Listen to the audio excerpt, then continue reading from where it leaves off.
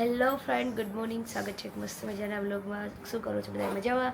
તો અત્યારે અમે લોકો થઈ ગયા છીએ ફરી તૈયાર. મંડપ મુહૂર્ત છે અત્યારે અને સાડી ફરી પાછી પહેલી દિવસે. હમણાં તો કેટલા દિવસથી કન્ટિન્યુ સાડીમાં જ છીએ અને મમ્મીએ જો એ સાડી મસ્ત એવી પહેરી લીધી છે.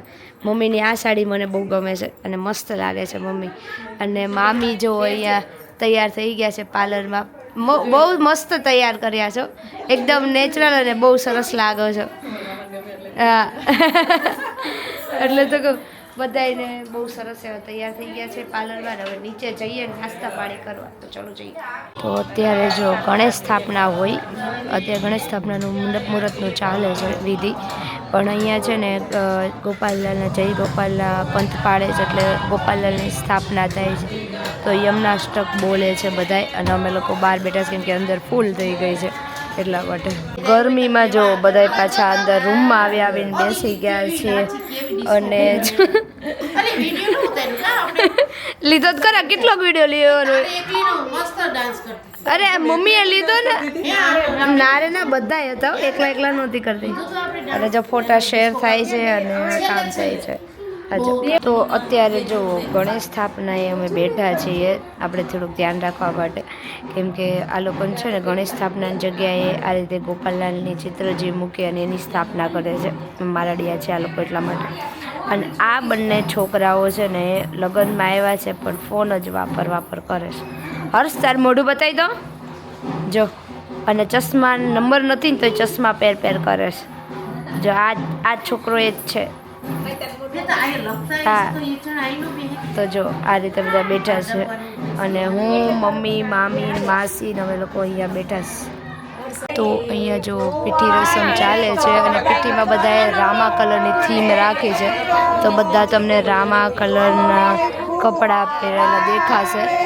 અને અમારા ભાર્ગવભાઈએ પણ રામા જ પહેરેલું હોય એવું લાગે છે. આઈ થિંક જો દેખાતું નથી બહુ કાંઈ એટલે. બાકી બધા રામા પિંક, રામા યલો, રામા ગ્રીન એ રીતે. અને મમ્મી જો પહેલાં ચા પીવાનું જ કામ કરશે. પહેલાં જો પહેલાં ચા 3 વાગ્યા એટલે પહેલાં ચા પીએ. 4 વાગી ગયા.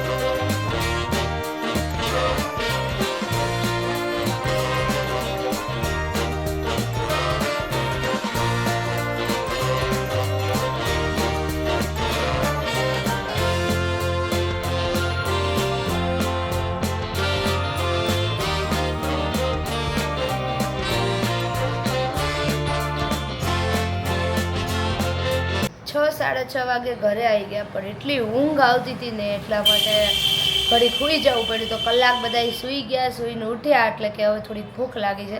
જોકે મને તો બહુ ભૂખ લાગી છે. બપોરે ગરમી બહુ લાગતી હતી ને પૂરીને એવું હતું તો કાંઈ બહુ ખાધું નહોતું. અને અત્યારે પપ્પા કે મારે તો બિલકુલ નથી ખાવું. એને 2 વાગી ગયા હતા જમવામાં એટલે એને ભૂખ નથી. ત્યારે ટેટી થોડીક ખાધી અને અમે લોકોએ હેલ્ધી ઉપર થોડાક વયા ગયા છીએ હવે. તો હવે રાઈસ બાઉલ મગાવ્યા છે.